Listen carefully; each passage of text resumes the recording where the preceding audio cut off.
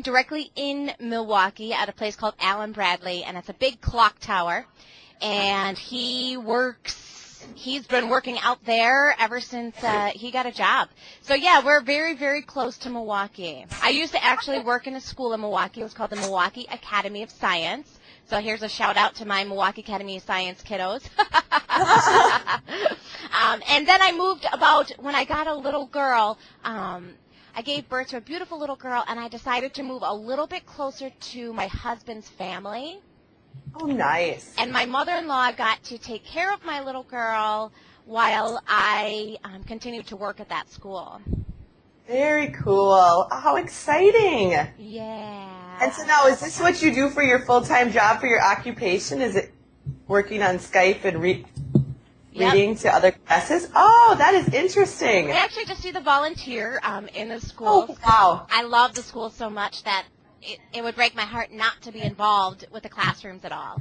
So I do this all voluntarily, and then one of the things that I do to earn my living is I teach kids how to read online. Very exciting. Well, thank you for volunteering in our room. We're excited to have you. Well, I'm very excited to be here. And so, you guys, I absolutely love the name of your town. I was talking to your teacher about that. It's called Sleepy Eye? Does anybody know how it got the name Sleepy Eye? Paige knows. You want to come over here and talk in the microphone and tell us, Paige? Yeah. I'd love to hear all about it. Okay, say it nice and loud so she can hear you talking there, because she's very quiet. Okay, Paige. From the chief Sleepy Eye? Can you hear that? I did, from the chief Sleepy Eye. Right. So it's an Indian name. Correct. Yes, it's an Indian name. From Dakota Indians. From where, Lena? Dakota Indians. Dakota Indian is what he's saying. Very cool. I love that. At first, I thought maybe all of you guys were going to be, like, super tired because, you know, sleepy eye. Some days we are. It's a very quiet group. I bet Mondays for sure everybody's really sleepy, right? Yes. Oh, I see a yawn back there. I saw you yawn. Oh, yeah, over there in the white shirt. I saw you yawn. Oh, yeah. You're looking. Am I wearing a white shirt? Yes, you are. You were busted. Oh, no.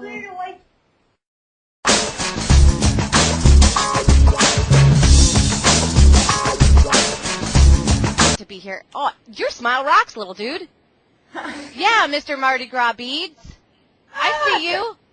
Who is it? Ben. We have Big Pink Day for breast cancer awareness, so we're supposed to be wearing pink, and we got pink beads, and we're all in spirit today. Rock on. I should have worn pink today. Instead, I'm wearing gray and black. Colin. Colin wore that too. That's okay. Not all of us had pink, so it's okay. Okay. I still, now that I feel that I got to do something now. I'm going to have to find something pink. Oh, does this work? That'll count. Will that count, fourth graders? Yes. It's pink and you're holding it. Yeah. It's red. You can see that. Yeah. Bummer. It's just a drink. Uh-oh, what do you do? I might as well drink it then, right? Yeah, you're right. It was red. It wasn't pink. Oh, I got a pink Post-it note here. There. That'll work. There we go. I'm wearing pink. Pink's in the house. Perfect. All right. Well, you guys, I'm here today because your teacher was telling me that you've been working on the things that your brain does when you're reading. And one of the things that our brain does when we're reading is it makes movies inside of our head. And we can actually see what's happening. Now, sometimes a book helps us out, and the author puts pictures in there to help us with that picture. And sometimes we read books, and there are no pictures inside of them, and we've got to do all of the work ourselves. And we always have to be making sure that we've got that picture going on, because when that picture disappears, guess what? What happens when that picture disappears? We don't have a clue what it is that we're reading. And here's what used to happen to me when I read. And I got to tell you, to be honest, it still happens to me. When I'm reading, sometimes I think about what I'm going to do this weekend. Sometimes I think about what my little girls are doing right now, or I think about the dog that I should be bringing outside because I know it's got to go potty. And then all of a sudden I'm like, wait a minute. I totally was not paying attention to what it was that I was reading. Guess what I have to do when that happens? What do you think she has to do when that happens? She's thinking about one thing and she's reading the story. What should she do? What's reading? Reread it. What should you do? Reread it. Yep. Read it, exactly. Exactly. Reread it. That's exactly what I have to do.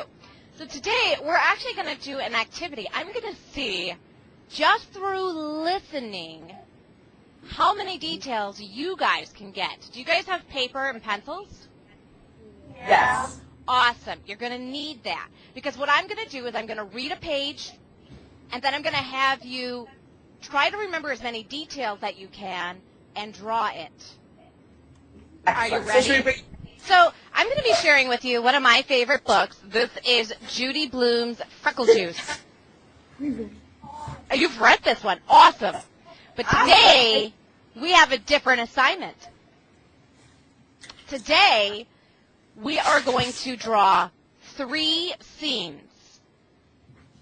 This is going to be the first scene, so I just want you to make sure on your paper you can organize this any way that you want to. You're going to draw the first scene. You can draw while I read.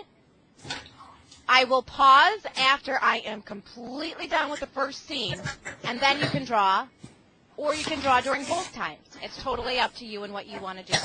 You will need to make sure that it's quiet so that everybody in your classroom can hear. All right, so here is the very beginning, scene number 1. Scene 1, here you go, 4th graders. Andrew Marcus wanted freckles.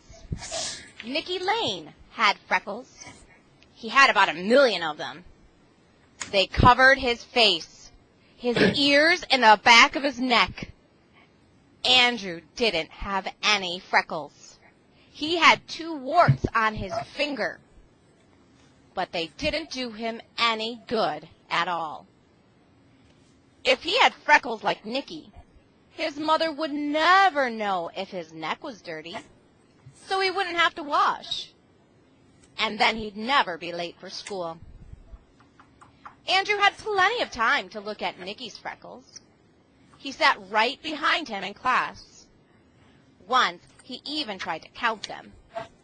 But when he got to 86, Miss Kelly called, "Andrew, are you paying attention?"